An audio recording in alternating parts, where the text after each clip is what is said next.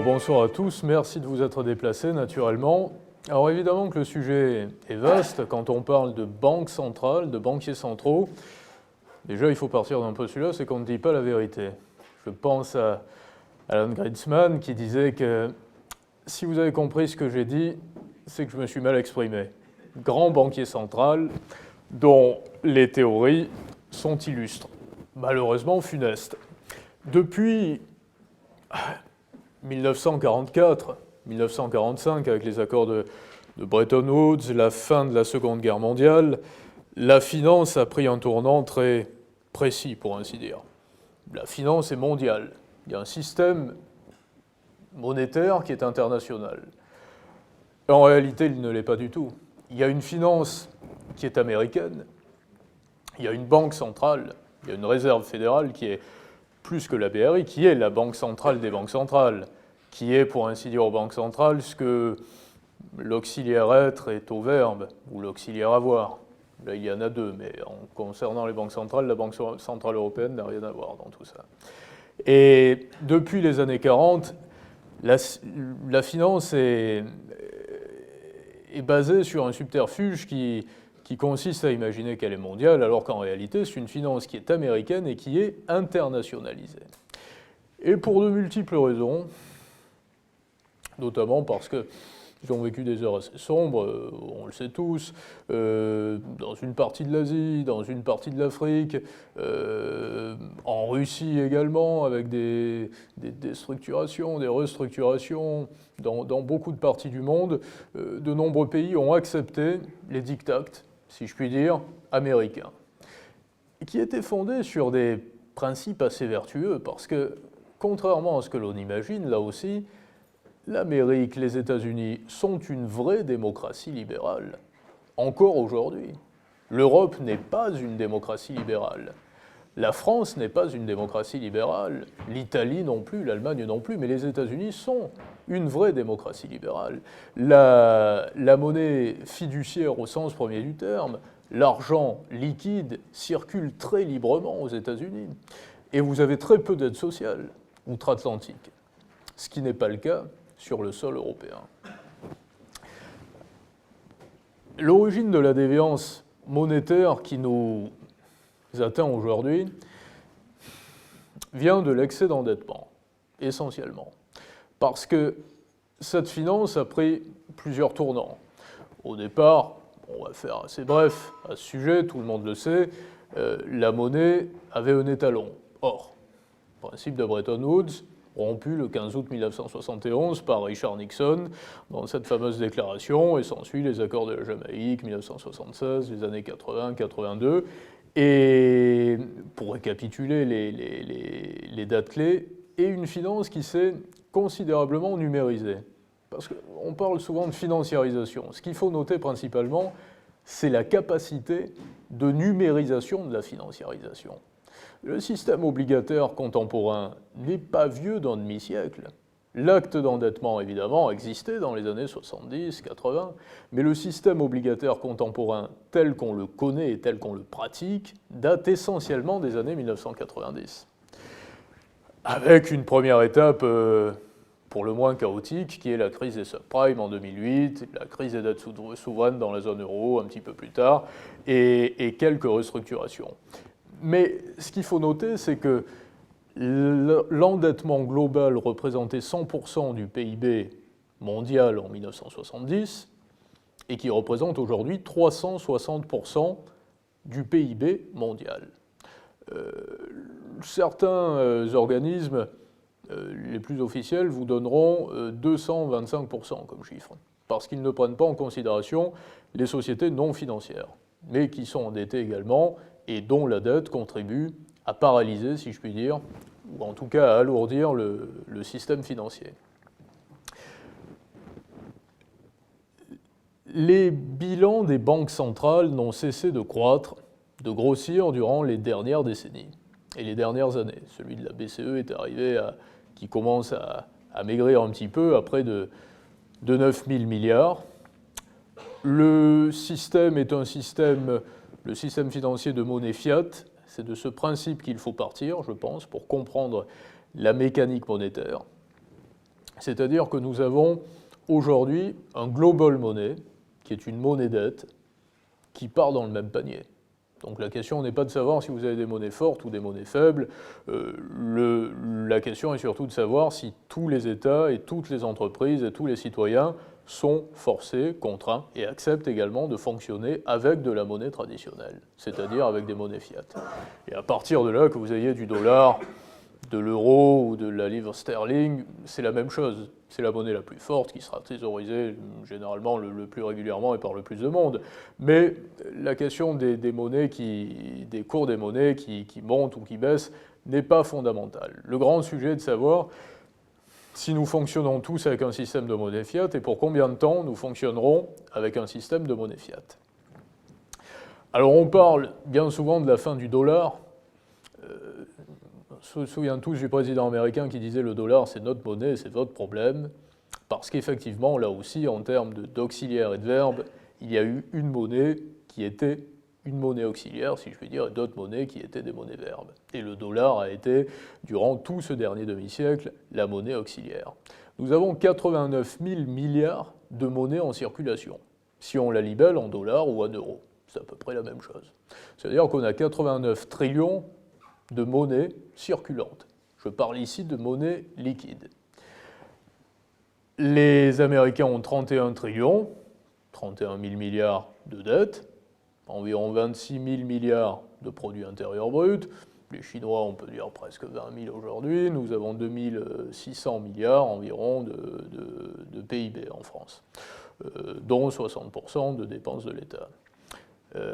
Essentiellement des dépenses sociales. D'ailleurs, on y reviendra puisque les dépenses françaises sont composées à 80% de charges sociales. Nous avons 240 milliards de régaliens en dépenses annuelles. Ce que je veux dire par là, c'est que sur 89 trillions de monnaie en circulation, dans notre système de monnaie fiat, comme je le disais précédemment, un tiers de la monnaie globale est logé en Chine. Simplement en Chine. 27 trillions du global money se trouvent aujourd'hui en Chine. Ça veut dire que la Chine est déjà le pays le plus riche. Les Américains ont émis beaucoup de titres obligataires, évidemment. Les Américains bénéficient encore d'un système financier totalement à leur avantage, si je puis dire, parce que les Chinois, essentiellement, l'acceptent, là aussi, parce que si on compare l'Europe et les États-Unis, nous sommes deux blocs générateurs de déficit, pour ainsi dire. Nous générons beaucoup de déficits. Ce qui, stratégiquement, est très intéressant, puisque il y a bien longtemps que la valeur des monnaies n'équivaut plus à la valeur des matières premières, du travail ou encore d'un étalon comme l'or. Donc il est assez intéressant de générer du déficit. Sauf que ce qu'il faut bien assimiler, c'est que lorsque les Américains ont 3,5 de déficit, ils ont, par rapport à leur PIB, 6 points d'entrée de capitaux à long terme, quand nous avons 0 d'entrée de capitaux à long terme en Europe. Par exemple, sur le dernier trimestre 2023, nous avons renoué avec l'excédent en Europe. On a un peu d'excédent, les Américains avaient du déficit, mais on a eu 0 d'entrée de capitaux à long terme. Et les Américains ont eu 6 par rapport à leur PIB d'entrée de capitaux à long terme. Donc évidemment qu'en partant de ce principe-là, ce sont des entrées de capitaux qui sont divisées entre les trésoreries, bien sûr, les obligations assimilées au trésor, les investissements directs, les exportations. Les Américains ne sont pas déficitaires. Or, nous sommes pleinement déficitaires. Là se pose naturellement le gros problème de notre monnaie européenne, qui, contrairement à ce que ce mythe moderne tend à nous faire croire, ne nous a absolument pas sauvés, bien au contraire. Bien au contraire. Je pense à Emmanuel Macron qui disait hier soir, vous l'avez peut-être entendu, dans un discours assez long, le Rassemblement national, que je ne défends pas, je ne suis ni encarté au Rassemblement national, ni candidat au Rassemblement national, ni partenaire, ni sympathisant. Le président de la République nous disait le Rassemblement national veut rester dans l'Europe, mais ne veut pas en respecter les traités. Alors c'est très bien. Ils pensent qu'ils vont tout avoir. Ils vont rester dans l'Europe, ils ne veulent plus sortir de l'euro, mais ils ne veulent pas en respecter les traités. Mais ce qu'a oublié de préciser Emmanuel Macron, que je respecte d'autre part, puisqu'il est le président de la République, donc par rapport à cette fonction, qu'elle soit usurpée ou pas, on est forcé de respecter le personnage. Mais ce que je voudrais rappeler à Emmanuel Macron, c'est que la France viole déjà tous les traités européens, et bien d'autres pays d'Europe également. Qu'avons-nous fait des 3 points de déficit qu'il ne fallait pas dépasser? Qu'avons-nous fait des 96% de dette publique qui, si ce seuil était dépassé par un pays, imposait à ce pays de quitter immédiatement l'eurozone et l'Union européenne? Qu'avons-nous fait de ces principes-là, de ces traités qui ont été violés? Le Rassemblement national se méprend évidemment en disant, pour des raisons, je ne dirais même pas populistes ou électoralistes, qu'il ne faut pas sortir de l'euro, mais tout simplement pour avoir le destin de toutes les feuilles mortes, c'est-à-dire être dans le sens du vent, comme disait le poète, en disant qu'il ne faut plus sortir de l'euro. Car, mes chers amis, évidemment que pour nous, Français, il est un devoir citoyen, il est un devoir souverain de quitter la zone euro, de quitter sur le champ l'eurozone et de quitter la Commission européenne, ce qui n'est même pas prévu dans les traités là aussi. Pour quelle raison? Eh bien tout simplement parce que, me direz-vous, si nous quittons l'eurozone, nous allons revenir à une monnaie nationale qui s'appellera le franc. Bon, ben déjà, c'est pas dramatique de l'appeler le franc. On est en France, on l'appellerait le franc. Qu'est-ce qu'il y a de raciste, de xénophobe dans tout ça? Absolument rien. Ce sera un retour à la souveraineté. Et on me dit, notre monnaie serait automatiquement dévaluée. Mais pourquoi? Notre industrie ne vaut rien en France. Nos entreprises ne valent rien. Les entreprises du CAC 40 ne valent absolument rien. Premièrement, c'est faux. Peut-être que notre monnaie serait, le temps de quelques réajustements, d'évaluer durant quelques mois. Eh bien, pourquoi pas? Sur le plan numéraire, purement nominal, il me semble que nous avons des entreprises qui œuvrent plus dans le service que dans l'industrie. Parce que justement, par rapport à la création de ce sauveur monétaire qui était l'euro, eh bien, nous n'en avons plus d'industrie. Donc à partir de là, me direz-vous également, si nous quittons l'eurozone, nous allons importer de l'électricité, de l'énergie, plus largement, un peu plus cher que ce que nous en importions lorsque nous étions dans l'eurozone et lorsque nous avions l'euro. Ben, oui, effectivement, mais nous sommes producteurs d'électricité. Et peut-être que si l'eurozone et la Commission européenne, avec la loi NOM notamment, je fais une digression, ne nous avaient pas imposé de vendre 25% de nos capacités électronucléaires, ce qui a mis à bas EDF, qui était quand même un fleuron français de la première heure, depuis les années 40, gaulliste ou gaullien, puisque ce serait une dizaine d'années auparavant, une quinzaine d'années avant les plans souverainistes du général de Gaulle, mais dans l'état d'esprit gaullien, peut-être qu'à partir de là, nous n'aurions pas démantelé, nous n'aurions pas mis à bas ce fleuron qui était EDF, si nous n'avions pas été enfermés dans les préceptes de l'eurozone et de la Commission européenne. Ce que je veux dire par là, c'est que l'essentiel des sociétés françaises sont des sociétés de services. Quant aux sociétés qui sont mondialisées, on reviendra sur les définitions exactes à ce propos, ce sont des sociétés qui ont délocalisé l'essentiel de leur production et de leur clientèle. On pourrait prendre pour exemple, là aussi, l'un des grands fleurons français aujourd'hui, grand succès encore familial, qui est LVMH.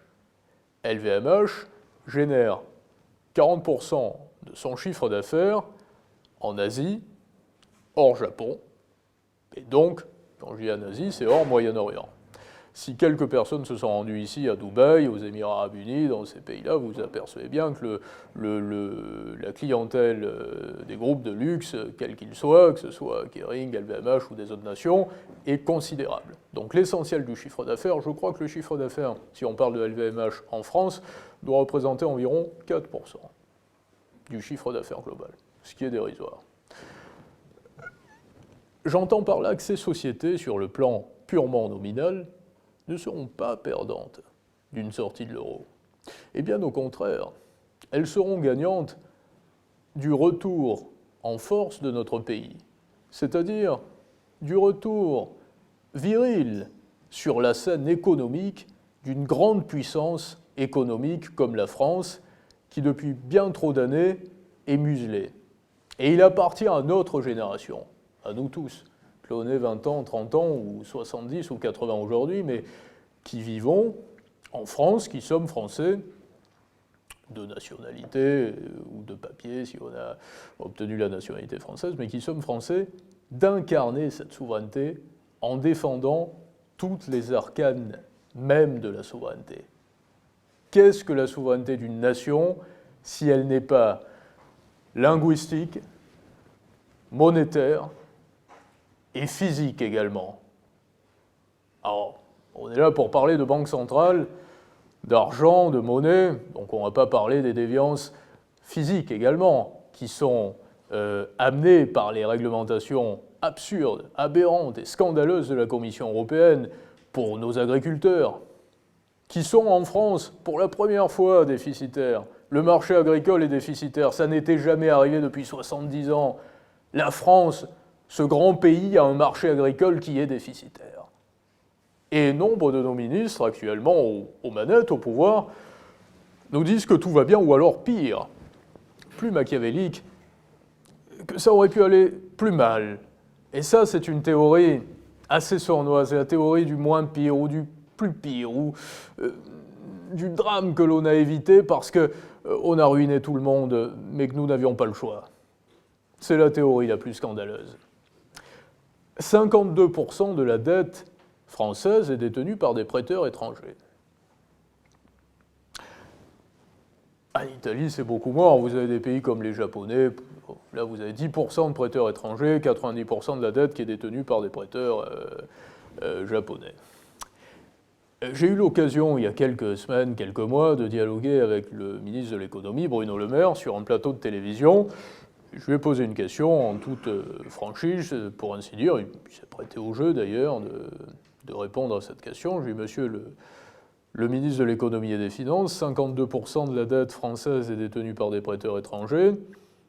Non, ce qui est corollaire, je pense que certains ont dû se faire la réflexion, qui sont ces prêteurs? De quelle nationalité? Je me suis arrêté là, mais là, entre nous, je vous dis, à mon avis, ils ne sont pas congolais, ils ne sont pas... Voilà. Et le ministre de l'économie, en fonction, m'a fait une réponse assez précise, qui était... L'origine des prêteurs est disponible, elle est communiquée par le site de l'agence qui émet les titres obligataires, c'est-à-dire France Trésor. Bon, je ne suis pas allé plus loin parce que nous étions sur un plateau de télévision de surcroît et que la réponse était malgré tout assez honnête. Et je suis sorti du plateau de télévision, il y avait un extrait qui circulait sur X, et tout le monde était allé chercher sur France Trésor. Et sur France Trésor, vous apprenez que vous avez 52% de la dette qui est détenue par des prêteurs étrangers. Donc, c'est-à-dire ce que nous savions déjà. Mais en aucun cas, l'origine de ces prêteurs est communiquée. Bref, si on veut vraiment le savoir, on peut faire sa petite enquête et on parvient tout de même à ses fins. Et je salue un grand patriote également, ancien ministre de l'économie et de l'industrie, qui s'appelle Arnaud Montebourg, avec lequel j'ai dialogué quelques temps après. Et je lui ai posé la même question en aparté cette fois-ci, pour ne pas poser les mêmes questions à la télévision tout le temps. Et Arnaud Montebourg m'a dit ce que je savais déjà, donc évidemment que c'était la Banque Centrale Européenne qui détenait une grande part, donc la Banque Centrale Européenne n'est pas française, et beaucoup de Chinois, et quelques Américains. Pourquoi? Bien parce que, premièrement, les Américains sont tout de même obligés de donner un peu d'argent de poche à des enfants qu'ils ont placés dans une école sur laquelle ils ont la main, dont ils dirigent les instituteurs. Comprennent qui pourra. Les Chinois, pourquoi? Eh bien, tout simplement parce qu'ils ont de la liquidité à ne plus savoir qu'en faire. Donc, ils sont contraints de la dépenser et il faut bien qu'ils achètent des titres obligataires. Beaucoup par naïveté aussi, parce que le système était ainsi fait, parce qu'ils ont joué le jeu des monnaies faibles jusqu'à présent avec un renminbi très faible et qu'ils ont accepté de continuer à faire fonctionner la machine du global money, de la monnaie dette, parce qu'ils gagnaient tellement en pouvoir d'achat durant les 20 dernières années qu'ils n'avaient aucun intérêt à donner un coup de pied dans la fourmilière. Qui a décliné considérablement en PIB par habitant? Sont les Chinois ou les Français? Nous étions à la 13e place en 1982 en PIB par habitant en France. Aujourd'hui, nous sommes à la 25e. Et nous ne sommes pas un pays en déclin. Mais la France est portée uniquement par ces grands groupes. Uniquement. La désindustrialisation. L'immigration massive, ça n'est pas le terme.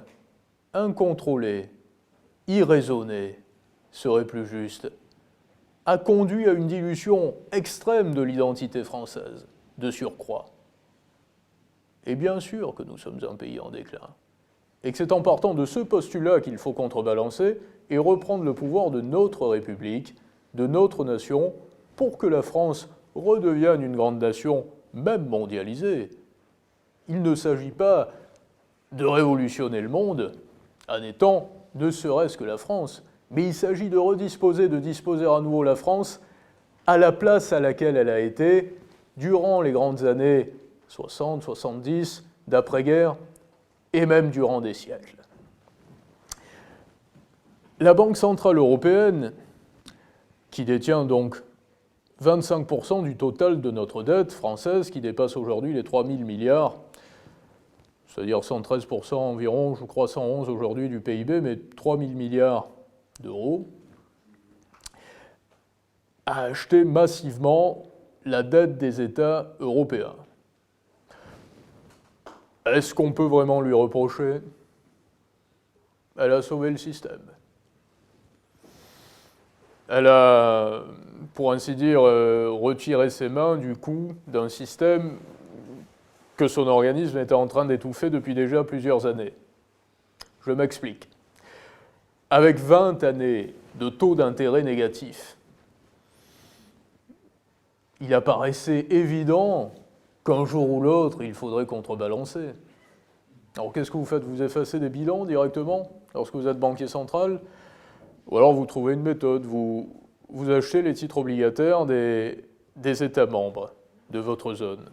Mais la Banque centrale européenne elle-même s'était engagée, lorsqu'elle a été créée, en aucun cas, et grand Dieu jamais, à ne se procurer des titres obligataires des États dont elle régissait la monnaie. Mais pour quelle raison?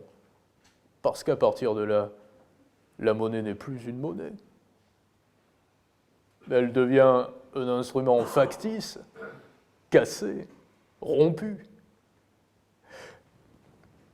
Amusez-vous à additionner les puissances de toutes les monnaies des États de l'eurozone, qui constituent l'eurozone, en 1999 ou 2000, et comparez-les à l'euro. Vous apercevrez que toutes les monnaies de l'eurozone étaient bien plus fortes que l'euro ne l'est aujourd'hui. Comparez les puissances économiques au prorata des pays de l'eurozone en 2000 et comparez la puissance économique de l'euro aujourd'hui. Et vous vous apercevrez que l'euro a contribué à démolir la puissance industrielle qui était la puissance européenne. Donc, la Banque centrale européenne a procédé à des achats de titres obligataires à partir des années 2010. Alors, au départ, c'était assez limité à des pays qu'il fallait sauver, pour ainsi dire. Alors, il y avait l'Espagne, l'Irlande, le Portugal, la Grèce. Et on parlait de 200 milliards de titres obligataires qui étaient achetés sur demande espagnole, ce qui était assez limité. Et puis petit à petit, la Banque centrale européenne y a pris goût parce que, il faut dire la réalité, ça marche pas mal. C'est une planche habillée à l'américaine, mais sans l'appareil économique américain derrière. Comme je le disais, les Américains ont 3,5 de déficit et ils ont 6 d'entrée de capitaux à long terme, quand nous avons 0 d'entrée de capitaux à long terme. Alors amusez-vous à imprimer de la monnaie quand vous avez 0 d'entrée de capitaux à long terme, ce sera compliqué à matérialiser. Et la Banque centrale européenne est arrivée jusqu'à 70% d'achats de titres obligataires du PIB de la zone euro. Ça veut dire que l'équivalent, on compare bien souvent par rapport au PIB. Vous savez, lorsqu'on parle de monnaie ou lorsqu'on parle de finance, il est intéressant de comparer par rapport au produit intérieur brut pour une raison simple, c'est que c'est l'indicateur qui représentait jusqu'à présent le mieux en état. Je dis qu'il représentait le mieux parce que Si on prend l'exemple de la France, dans les années 60, vous avez des entreprises comme la Régie Renault, par exemple, qui peuvent être comparées à la santé financière, économique du pays tout entier. Aujourd'hui, ça n'est plus le cas. Si vous prenez des entreprises comme celles que j'ai citées précédemment, c'est-à-dire même Total, ce type d'entreprise, ou Stellantis, franco-italo-américain, ça ne représente pas la santé économique du pays. Donc la Banque Centrale Européenne a poursuivi ses opérations de quantitative easing, principalement, majoritairement, sous l'ère de Mario Draghi, de 2015 à 2020.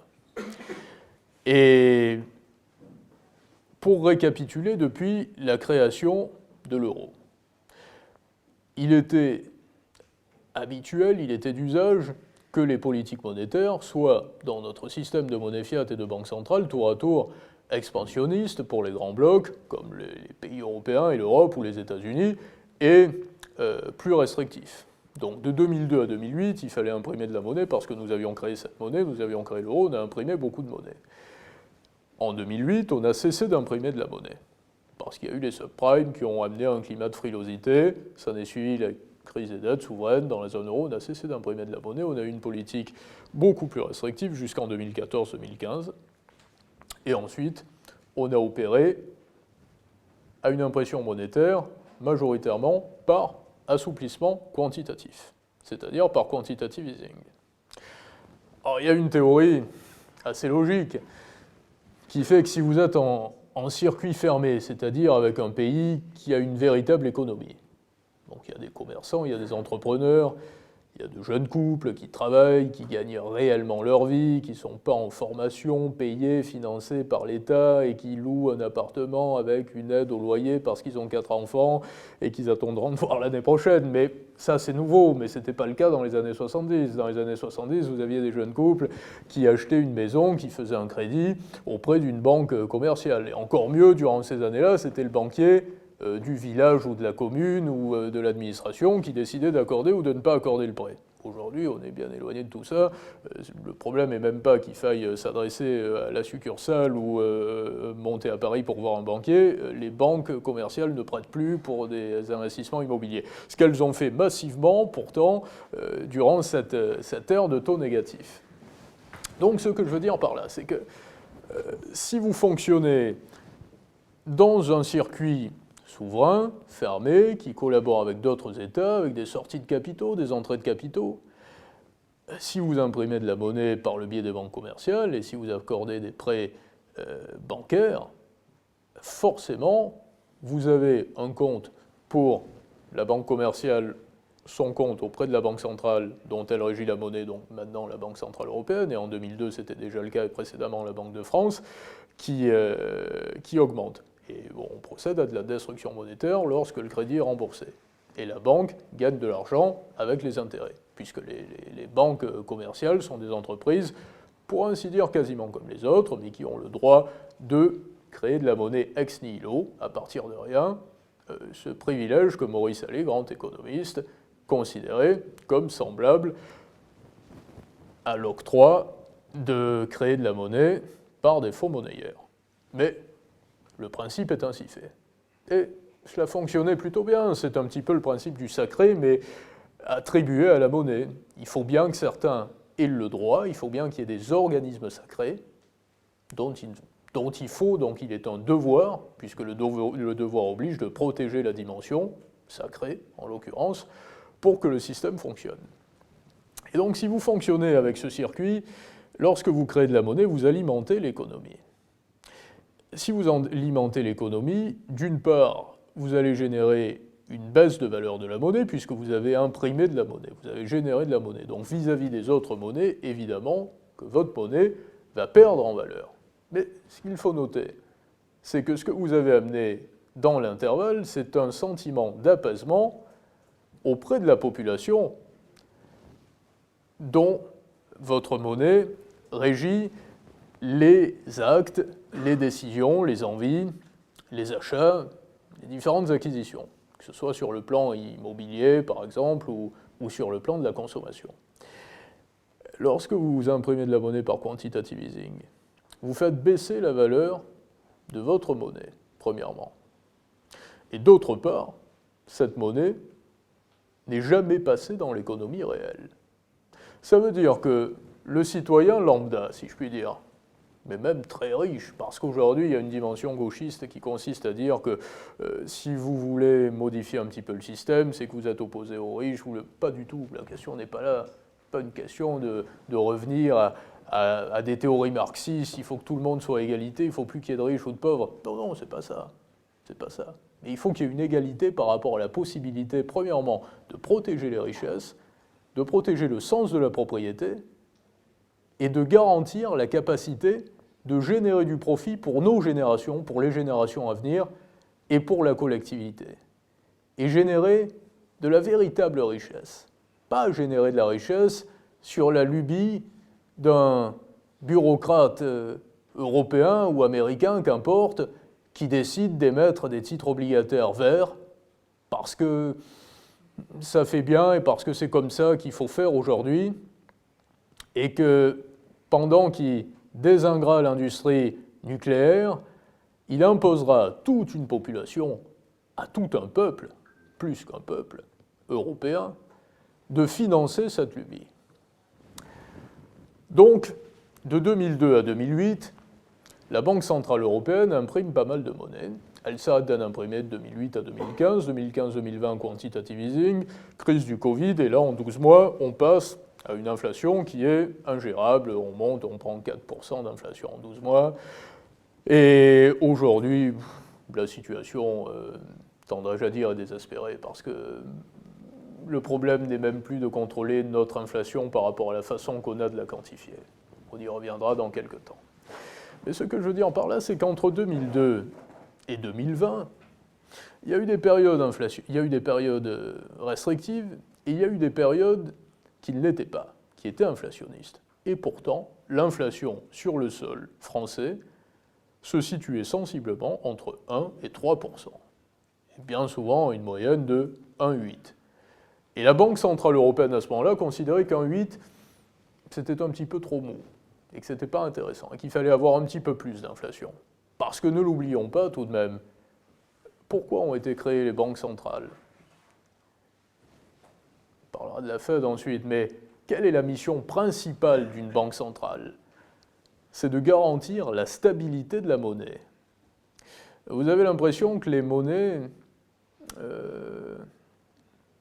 européennes, que l'euro a été géré convenablement ? Vous n'avez pas l'impression qu'il y a eu des dérives inflationnistes durant ces derniers mois, ces dernières années ? Évidemment que la Banque Centrale Européenne a failli à sa mission principale. Et elle a failli à sa mission principale pour des raisons qui étaient parfaitement évidentes. Et tous les économistes éveillés, brillants, le savaient. Tout le monde s'en apercevait. Un système avec des taux négatifs pendant aussi longtemps ne peut procéder qu'à une désintégration de la monnaie. Donc pendant 20 ans, que la politique soit expansionniste ou restrictive, l'inflation restait plutôt stable. Et les achats massifs de titres obligataires des États de la zone euro ont conduit l'euro dans une situation de fragilité dont il ne se remettra pas. Parce que la seule qualité de l'euro n'était pas d'être une monnaie pour concurrencer le dollar, certainement pas, mais d'être une monnaie qui permettait de contrer l'inflation. Le seul intérêt de l'euro était celui-ci. À partir du moment où l'euro n'est plus en mesure de contrer l'inflation, dites-vous bien une chose, c'est que l'euro n'est ni une monnaie, ni un outil intéressant, cela devient un fardeau. Et un fardeau qui dégringolera très prochainement. Et je le dis sans phare. Parce que, en termes de réserve de change, le dollar représente encore aujourd'hui 60% au sein des banques centrales. Et le renminbi, l'euro environ 20%, et le renminbi, le yuan, 3 et peut-être 5% d'ici à 2030 de réserve de change. Mais comme je le disais au début de cette intervention, si on parle de monnaie traditionnelle, les Chinois recouvrent déjà un tiers de la monnaie globale. Un tiers de la monnaie globale est déjà logé en Chine. Qu'importe que de la monnaie dette soit liblée en yuan ou pas, et qu'au sein des banques centrales, il y ait des réserves de change. Ça n'a absolument aucune importance. La question est de savoir où se situent les matières premières, où se situe l'industrie, et où se situent les savoir-faire. Thierry Breton, européen convaincu, nous a dit qu'il avait la grande ambition de refaire du sol européen un fleuron en matière de microprocesseurs. J'ai une mauvaise nouvelle pour lui. Premièrement, dans la situation actuelle, ce ne sera pas possible, mais là où le bas blesse, c'est que nos exportations dans le monde en la matière représentaient 38% en 1990 et elles représentent 15% aujourd'hui. Ça fait quand même quelques années qu'il est aux commandes. Et beaucoup de personnalités qui partagent la teneur de ses propos et de ses points de vue sont aux commandes également depuis plusieurs années. Ce qui prouve bien que leur méthode n'a pas fonctionné et qu'elle ne fonctionnera pas durant les années à venir. Donc, par rapport à une sortie de l'euro, si nous quittons l'euro, sur le plan nominal, nous allons avoir une augmentation. Par contre, nous reprendrons la main sur notre émission monétaire. Et nous reprendrons la main sur la façon de gérer notre argent et les directives de nos banques commerciales. Vous savez comment fonctionne une banque centrale avec des taux directeurs, des réserves obligatoires, donc qui contrôlent la stabilité du système bancaire tout entier. Ce qui est intéressant à noter, c'est que le système bancaire qui est régi par les réserves obligatoires, les taux directeurs, est déjà en faillite. Les actifs tangibles des grandes banques, BNP, Société Générale, Crédit Mutuel un peu moins, sont dérisoires par rapport aux engagements que ces organismes ont en produits dérivés. Les produits dérivés, les engagements en produits dérivés de la BNP, aujourd'hui, c'est 36 000 milliards. C'est 10 fois le produit intérieur brut de la France. Donc ce que je veux dire par là, c'est que la méthode européenne, premièrement, n'a pas fonctionné, mais si elle est poursuivie pendant encore quelques années, fera passer le produit intérieur brut par habitant de pays comme la France de la 25e place où il se trouve aujourd'hui au lieu d'être à la 13e, comme je le disais précédemment en 1990, à la 40e dans quelques années. Parce que les États ne font pas faillite. Ça veut dire que sur 2600 milliards de dépenses de produits intérieurs bruts et 60% de dépenses de l'État en France, vous avez 240 à 250 milliards de dépenses vouées aux régaliens. Et tout le reste, c'est de l'administration et des dépenses sociales. Et quand je parle du régalien, je ne parle pas d'économie. C'est-à-dire que sur 240 milliards, vous avez de la recherche, vous avez les instituteurs, vous avez la police, la justice, c'est pas beaucoup d'ailleurs, la justice, 12 milliards à peu près, l'éducation c'est 80. On n'a pas parlé d'économie dans tout ça. Mais même sans faire des économies, on a 240 milliards de dépenses. C'est l'équivalent de nos émissions de titres obligataires sur les marchés pour cette année, puisque Bruno Le Maire a annoncé 280 milliards, si mes souvenirs sont bons, d'endettement, ce qui est un record pour l'année 2024. Mais vous avez 60% d'un PIB qui s'élève à environ 2600 milliards de dépenses. Où va la différence ? Et si vous ne savez pas où va la différence, c'est tout simplement parce que nous ne signons plus les chèques. Bercy n'a plus aucun pouvoir, si ce n'est d'émettre des titres obligataires. Le président de la République ou le Premier ministre n'ont plus aucun pouvoir dans des États comme la France. Et on s'en aperçoit bien à la teneur des annonces qu'ils font lors de leurs déclarations à la télévision. Vous êtes intéressé, vous, par des petits points de vue sur le port de l'uniforme à l'école, peut-être, peut-être pas, on va essayer. Et il faut être président de la République pour faire des analyses de cet ordre-là. Vous considérez logique qu'un Premier ministre qui n'a jamais travaillé en dehors des cabinets ministériels, à 34 ans, se retrouve à diriger la 7e puissance économique du monde. Mais je vais vous dire tout simplement, si ces personnes-là, avec tant d'incapacité, se retrouvent aux manettes, c'est parce que les manettes sont factices. Sinon, on ne les mettrait pas. Proposer à François-Henri Pinault d'embaucher Gabriel Attal en lui laissant les mains libres. Ça vous fait rire, hein? Et ça pourrait faire pleurer, madame dit. La question est de reprendre le pouvoir dans notre République et de reprendre le pouvoir sur une monnaie. Voilà ce que j'avais à vous dire ce soir, c'est-à-dire quittons l'eurozone, sortons de l'euro, sortons de ce carcan monétaire qui nous enferme dans un drame dont se sortiront très bien les pays qui sont en train d'émerger, c'est-à-dire les pays des BRICS, la Russie qui se remettra très probablement des déboires qu'elle connaît aujourd'hui, la Chine bien entendu, l'Inde, parce que nous avons l'impression dans nos pays que la croissance est atone. Mais elle l'est chez nous, mais elle ne l'est pas dans ces pays-là. Y compris en Russie, il y a 5% de croissance sur le dernier trimestre en Russie. Et j'entends Christine Lagarde qui dit qu'à moins 1, on n'est peut-être pas en récession, parce que moins 1, 0,1, finalement, c'est pas beaucoup dans le négatif, mais qu'à 0,1 en positif, par contre, c'est très bien, on n'est toujours pas en récession. Mais en attendant, on est proche de zéro dans nos pays. Et ces pays des BRICS ne sont pas proches de zéro. Ça veut dire qu'il va y avoir une explosion de la capacité à générer de la richesse dans des pays qui n'ont pas paralysé intellectuellement leur population. Parce que je donnais une conférence, je terminerai dans quelques instants là-dessus, parce que je donnais une conférence il y a quelques jours dans une école dont je ne citerai pas le nom, mais qui est une grande école parisienne. Et on m'avait invité pour parler à des jeunes qui ont fait des études en lien avec la diplomatie et qui deviennent conseillers en relations diplomatiques. Et ils étaient tous de très bonne famille, tous très bien éduqués, très sympathiques, charmants, jeunes filles, jeunes hommes, très brillants, très intéressants.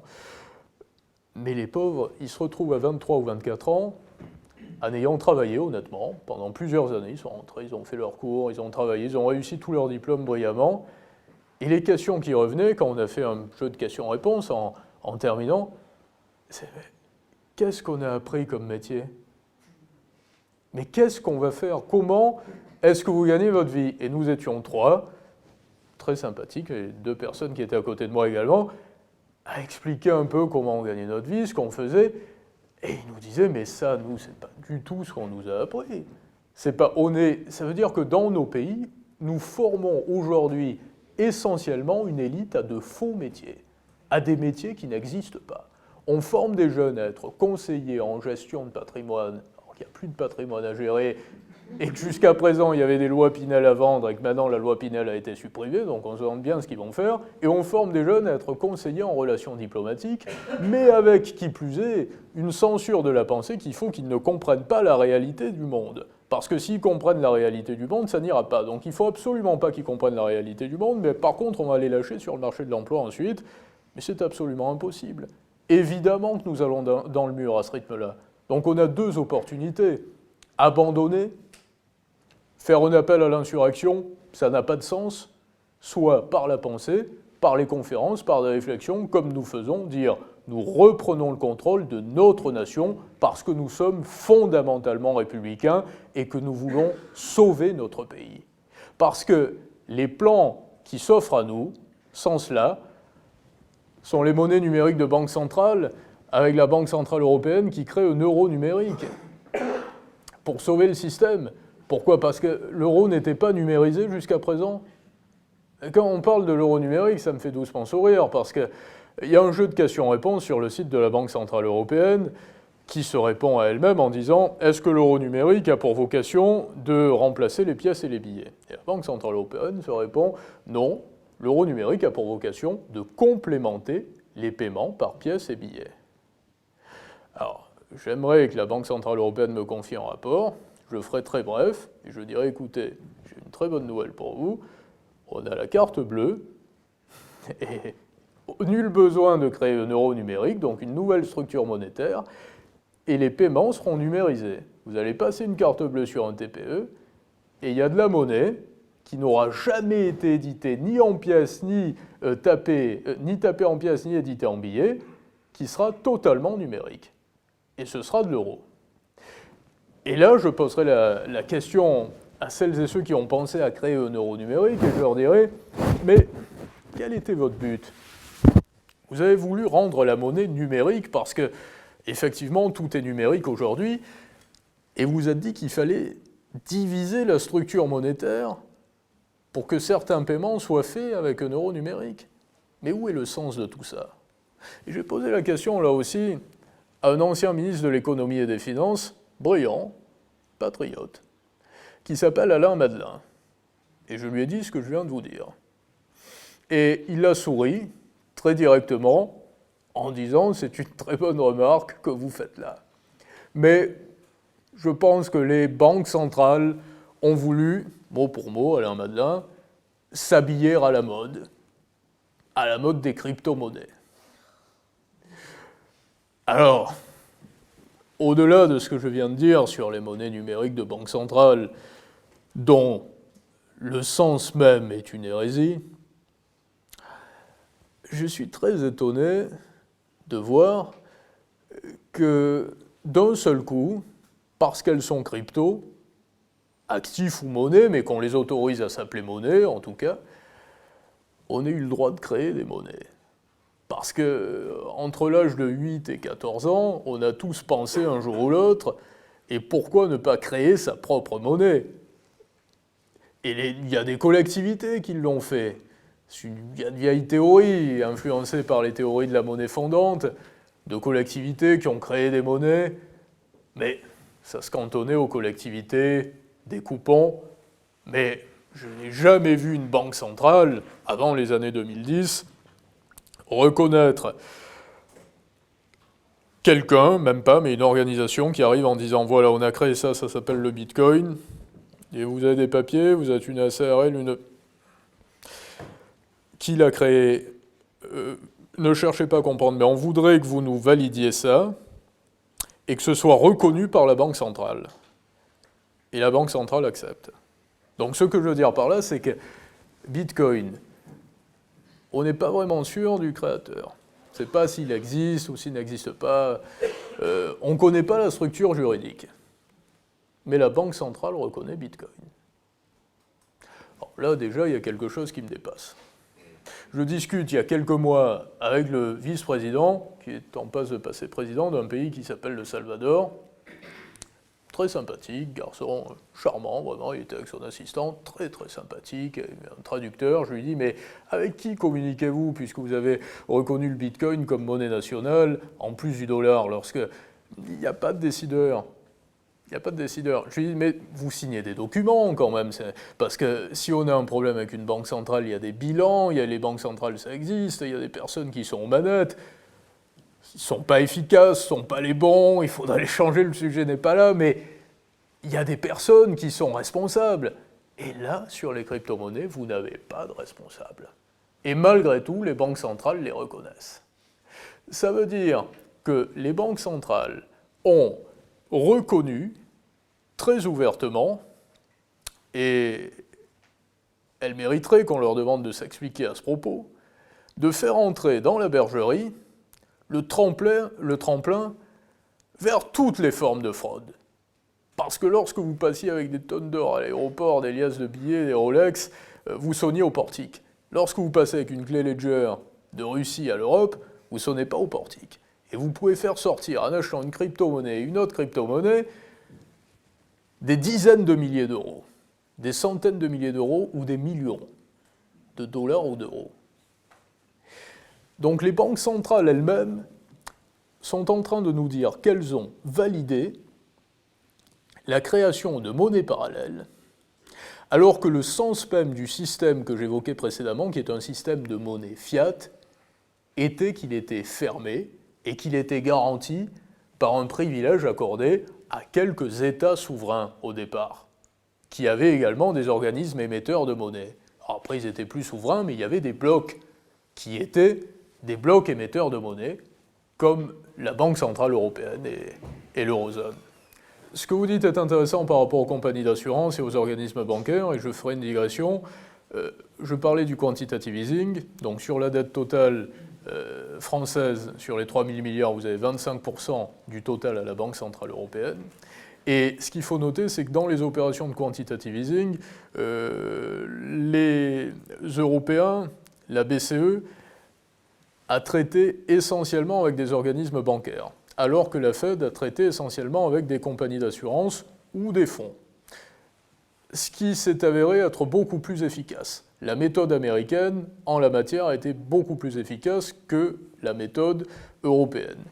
Il y avait une volonté de soutien du système bancaire également, parce que nous avons peu de banques en Europe, ce qui n'est pas le cas aux États-Unis. Les Américains ont beaucoup de banques, nous n'en avons pas beaucoup. En France, on a 5 méga-banques, gros groupes bancaires. Aux États-Unis, vous avez beaucoup de banques. Et le calcul, pour répondre précisément à votre question, vous avez 25% du total à la Banque Centrale Européenne, vous avez une partie à la Banque Centrale Européenne, et vous avez environ 30% de la dette totale qui est détenue par des fonds, effectivement, russes, chinois, indiens, un petit peu, dans une moindre mesure, américains, mais le flou règne sur l'identité exacte des prêteurs. L'identité exacte des prêteurs, vous ne l'aurez pas. On peut avoir un aperçu assez global, peu de Russes, mais essentiellement Chinois et Américains, l'essentiel, par rapport aux non-résidents et en dehors de la communauté européenne. Votre seconde question, par rapport aux élections et par rapport au déclin démographique. En 1960, nous étions 2 milliards d'habitants sur Terre, aujourd'hui nous sommes 7 milliards, presque 8. Et longtemps, nous avons été environ 450 ou 500 millions sur Terre jusqu'au XVIIIe siècle. Donc 2 milliards. Si vous prenez par exemple plusieurs chiffres, en 1960, nous étions 2 milliards, aujourd'hui nous sommes presque 8 milliards. Entre 1960 et aujourd'hui, un homme normal a perdu 60% de sa testostérone. Et les maladies qui touchent nos femmes, sur le plan le plus intime, arrivent à des âges de plus en plus précoces. On peut imaginer que ce soit lié à la présence de pollution, de perturbateurs endocriniens.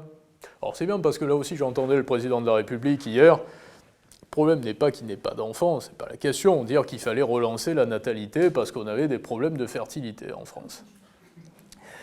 Mais c'est pas mal comme idée, c'est pas idiot. Par contre, si on va à l'origine du problème, il est évident, on sourit jaune si je puis dire, que les perturbateurs endocriniens ont leur part à jouer. Il me semble que quand l'on s'est littéralement couché vis-à-vis des lobbies pour allonger de 10 ans l'emploi du glyphosate dans notre beau territoire, on n'a pas beaucoup de science à ramener en la matière. Mais au-delà de cette digression, pour répondre très précisément à votre question, je pense que la croissance ne pouvait pas être indéfinie, ne pouvait pas être durable. Il y avait des choses à construire après-guerre, il y avait une création de richesse qui était effectivement qualitative sur différents plans, que ce soit artistiques, musicaux, architecturaux, intellectuels, et nous matérialisions cette croissance sur le plan monétaire. Donc les indicateurs de PIB, comme je le disais précédemment, permettaient de quantifier la réelle création de valeur, mais pas seulement de valeur numéraire. Aujourd'hui, force est de constater que ça n'est plus le cas. Et on pourrait même truquer, fausser, galvauder, mais littéralement fausser la création de valeur en disant que nous avons beaucoup de points de croissance et que donc nous avons beaucoup de création de richesse. Si vous avez une recrudescence d'obésité, de maladies, de malheurs, un PIB par habitant qui diminue, vous ne pouvez pas en parallèle considérer que vous avez créé de la richesse. Vous n'avez pas généré de la richesse. C'est pas ça, générer de la richesse. La crise immobilière chinoise était à prévoir, comme la nôtre est à prévoir également.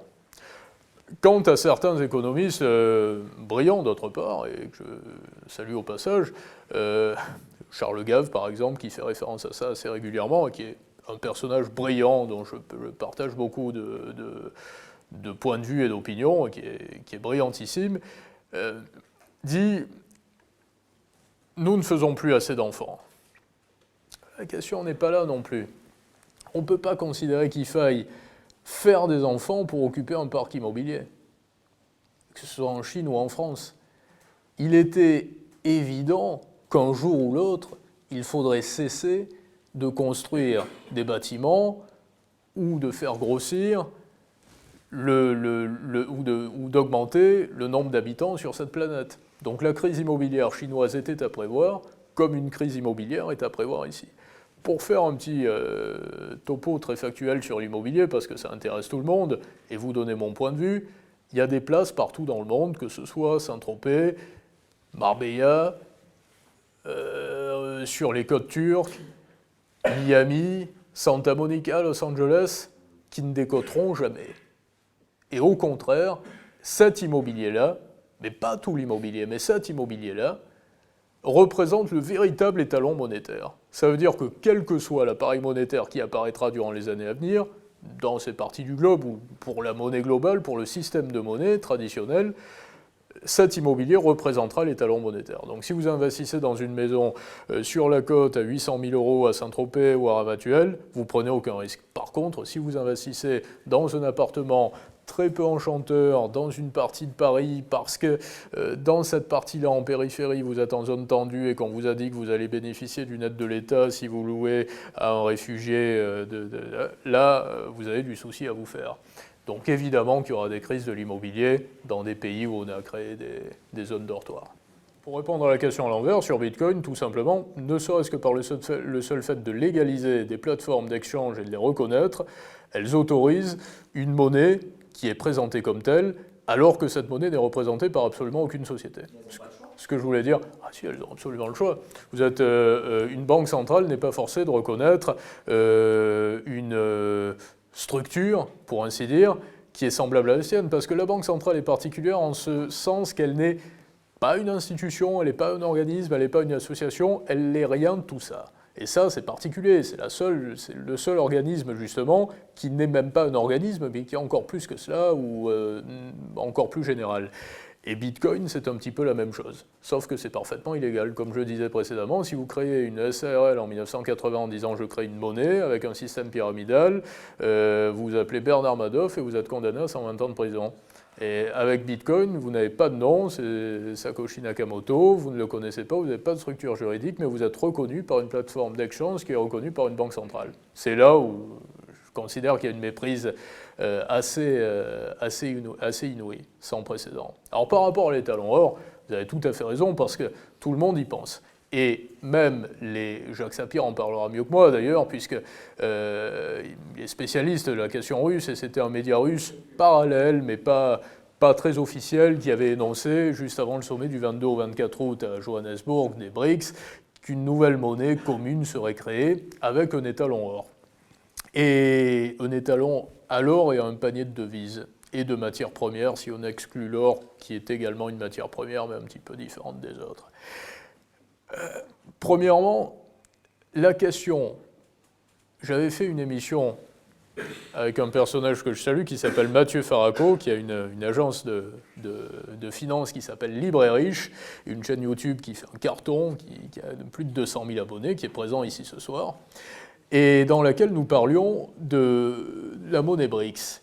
Et ce que nous avions noté, tous les deux, je crois, c'est que ce qui est important, ça n'est pas la monnaie, comme je le disais, c'est que le monde entier accepte le système monétaire.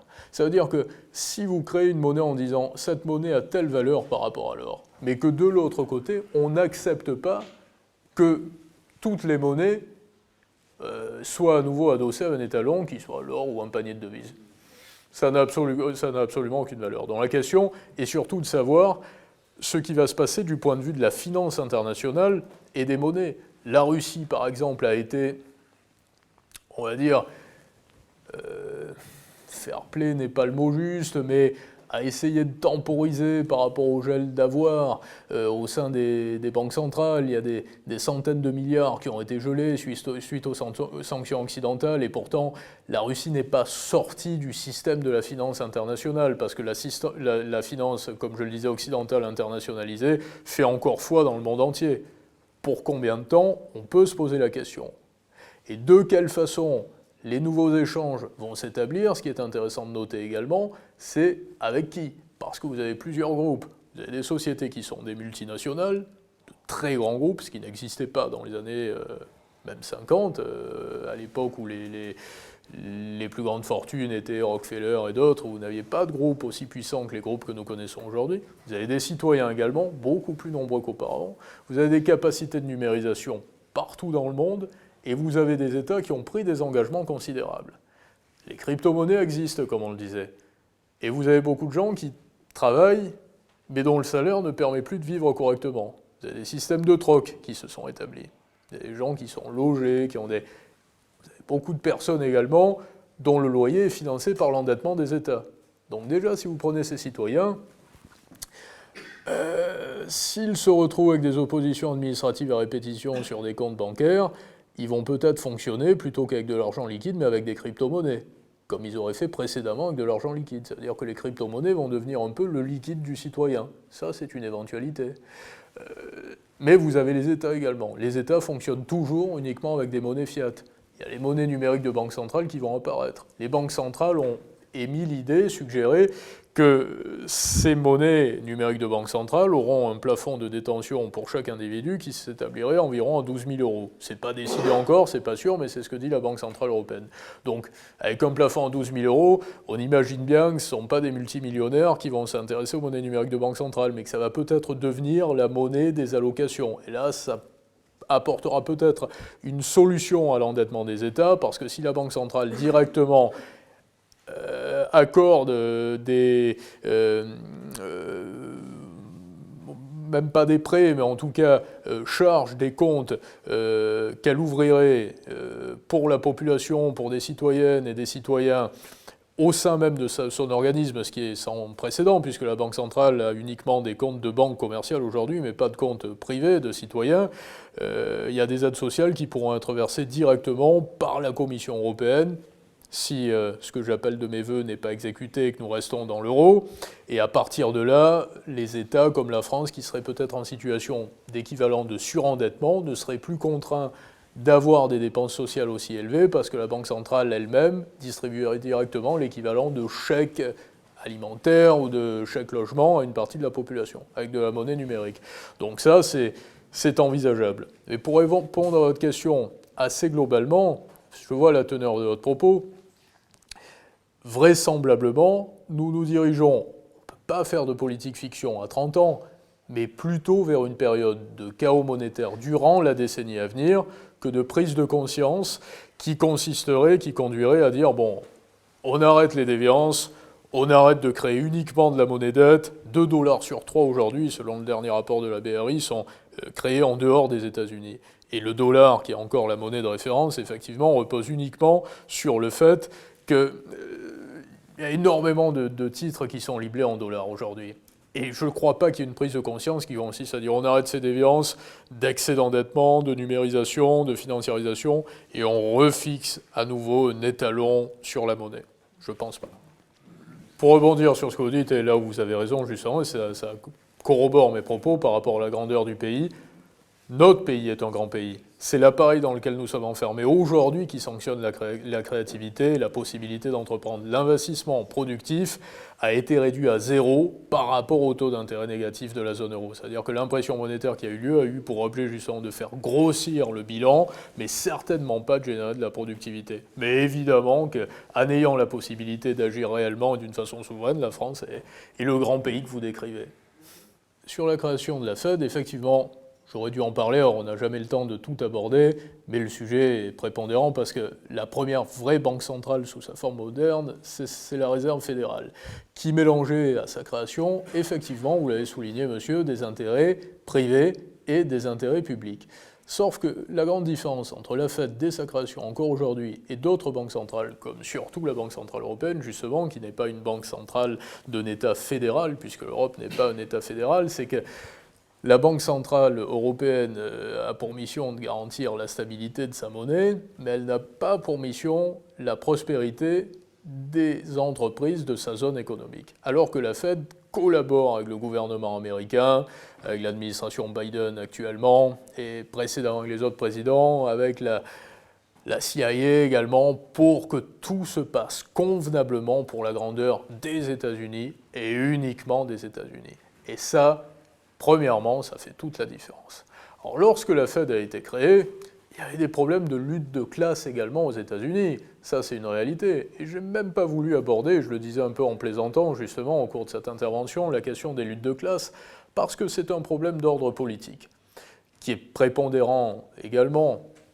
Si on me dit qu'il n'est pas normal que certains aient cela quand d'autres ont cela, je vous dirais que c'est normal. Je pense que même que celui qui a cela vous dira qu'il l'a trop et que le système est mal fait, mais que c'est ainsi, et qu'il y a des injustices, et qu'il y a des gens, je ne paraphraserai pas Nicolas Sarkozy qui disait il y a des gens qui ont de l'énergie, il y a des gens qui n'en ont pas, mais c'est une injustice qui est politique, qui est un grand problème de société, mais qui n'est pas d'ordre monétaire. Et ça, c'est un autre terrain. Lorsque la Fed a été créée, il y avait beaucoup de révoltes aux États-Unis par rapport à des luttes de classe. Et effectivement, la création de la Fed s'est activée, pour ainsi dire, pour tenter de contrôler de main de maître la situation en 1913. Mais les Américains avaient déjà du soft power depuis plusieurs décennies. Ils en ont toujours un petit peu eu d'ailleurs, déjà depuis le milieu du 19e siècle, le début.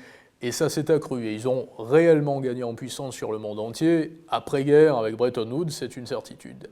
Mais avant cela, en 1942, il y a eu le plan de Chicago, qui avait été suggéré à l'époque où Roosevelt était aux commandes, et qui ressemblait un petit peu aux opérations de quantitative easing modernes.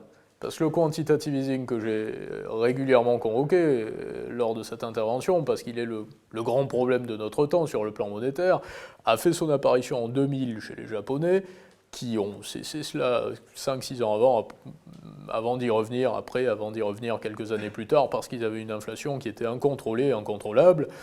Et les Américains en ont usé ensuite, nous en avons usé en Europe, mais les Américains avaient déjà émis cette idée avant d'être les maîtres incontestables du monde après-guerre. Ça veut dire qu'en 1942, le plan de Chicago visait déjà à cesser de créer de la monnaie par le biais des banques commerciales. Parce que les théories qui étaient présentées lors de ce plan démontraient que la création ex nihilo allait conduire à une destruction de la monnaie, mais ce qui entrait dans un schéma tout à fait légitime pour un pays qui était très puissant, mais qui n'avait pas tous les pouvoirs. Mais lorsque vous êtes des États-Unis ensuite, qui avaient une parité qui est officialisée vis-à-vis de votre monnaie, et qu'ensuite vous n'avez plus d'étalons or, et que c'est votre monnaie qui est la monnaie maîtresse, là vous ne vous posez même plus ces questions, parce que ça sont des questions intérieures, pour ainsi dire. Mais dans le cheminement de la Fed, effectivement, pour répondre à votre question, ces questions se sont posées lors du plan de Chicago, dans les années 40. Pour répondre très précisément à votre question et exposer les quelques scénarios de sortie de l'euro ou de cataclysme européen, ce qui est une certitude, c'est que nous sommes allés plus loin que les États-Unis déjà. Ça veut dire que les États-Unis, nous avons un système qui s'appelle Target 2 aujourd'hui. Certains en ont peut-être déjà entendu parler, qui est un livre de compte, un mécanisme qui gère les balances de paiement entre pays européens. Ça veut dire qu'aujourd'hui, dans la zone euro, vous avez des pays dont la balance commerciale est plus souvent déficitaire qu'excédentaire, comme l'Italie, et plus souvent jusqu'à présent excédentaire, comme l'Allemagne, mais vous n'avez plus aucun réajustement de la balance des paiements. Or, les Américains, si on se compare au dollar en disant les pays européens et les États des États-Unis, ont un système qui ne s'appelle pas Target 2, mais qui fait que chaque État réajuste vis-à-vis des États dont il a un passif sa balance des paiements. Ça veut dire que, vous prenez par exemple le Texas, qui est un État très puissant aux États-Unis, ça doit être entre 9 et 11%, si mes souvenirs sont bons, du PIB des Américains, première puissance énergétique des États-Unis, et le Nebraska, qui est un État un peu plus petit, s'il y a un passif du Nebraska vis-à-vis du Texas, il le paye. Le Nebraska paye au Texas. Et nous sommes allés si loin en Europe, à des temps quand même bien moins fédéraux et bien moins souverains que les Américains, et là même les plus européistes, même si Jacques Delors, dont je salue la mémoire, mais dont je ne salue pas du tout les actions, était encore là, je pense qu'il aurait la présence et le bon sens, puisque c'était tout de même un homme de bon sens et de culture, de reconnaître que nous sommes un peu moins européens que ce que les Américains sont américains quand on est français et quand on est de l'autre côté américain. Donc, le grand risque vient principalement de l'Allemagne, parce que vous avez des pays du Sud, donc les pays qui ont plutôt profité de l'eurosystème d'une certaine façon, parce que de notre côté, ils n'ont pas été entraînés dans des phénomènes très positifs lors de l'intégration dans l'euro. L'Italie, l'Espagne, le Portugal, la Grèce, tous ces pays qui avaient des... L'Italie, c'est encore un peu différent parce qu'ils étaient très atlantistes et c'est un pays c'est la première diaspora au monde, l'Italie, donc c'est un pays qui est encore plus particulier que la Grèce ou le Portugal. Ceux qu'on peut vraiment dissocier parmi les pigs, ce sont le Portugal et la Grèce, qui sont des petits pays. Si vous êtes portugais, vous êtes essentiellement portugais et grec, essentiellement grec, et vous avez des industries qui reposent sur le tourisme, essentiellement. Ceux-là se sont considérablement endettés, ils ont remboursé leurs dettes plutôt plus rapidement que ce qu'on imaginait pour la Grèce, mais ils en ont toujours beaucoup, donc s'ils quittaient aujourd'hui la zone euro, par rapport à ce fait d'avoir beaucoup de dettes en cours, ils se retrouveraient dans une situation assez compliquée, pour ainsi dire, sans précédent. Je ne saurais pas vous dire exactement ce que ça donnerait, mais il faudrait qu'il y ait des accords de prix, il faudrait qu'il y ait des réajustements. Donc ça ne pourrait pas se faire tant que l'euro tient sur un fil, mais tant que l'euro tient. Par contre, si l'euro dégringole totalement, évidemment, qu'il peut y avoir un cataclysme qui fait que même eux disent « nous sortons ». Mais ces pays-là peuvent se dire quand même « la machine européenne, c'est pas pour nous ». Ça marche mal maintenant, tant qu'on y était et que ça marchait, on pouvait rester, mais maintenant ça marche mal, on n'a plus rien à en tirer, en plus on s'est bien relevé, on a des économies touristiques qui marchent, parce qu'il faut quand même voir que, même moi, il y a quelques mois, quelques années, quand je parlais des économies touristiques, je disais, vous regardez des pays qui ont des valeurs touristiques très sérieuses, comme la Grèce, comme l'Italie, l'Espagne, on riait au nez en disant, non mais l'économie et le tourisme, ça n'a rien à voir.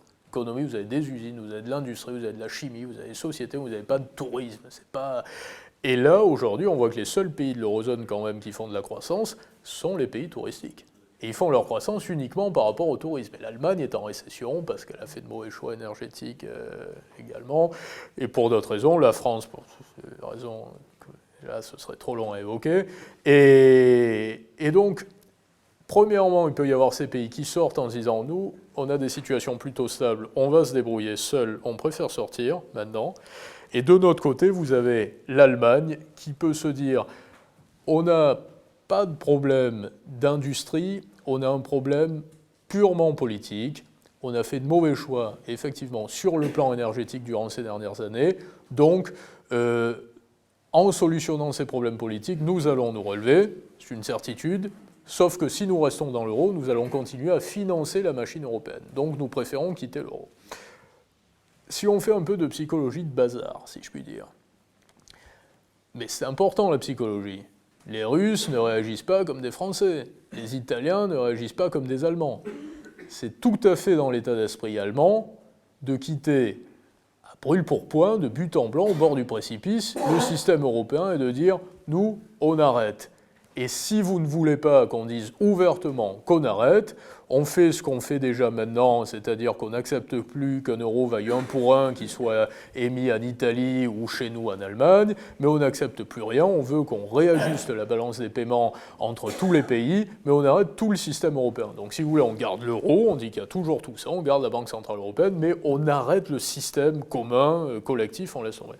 Donc les possibilités sont celles-là. Très sincèrement, je pense que ce sera celle-ci qui conduira à une explosion de la zone euro. Je vois très mal un gouvernement français, quel qu'il soit, élu, que ce soit Macron, Marine Le Pen ou qui que ce soit, qui sorte de l'euro sur une décision catégoriquement souverainiste et qui veuille créer à nouveau un organisme d'émission de monnaie. Voilà.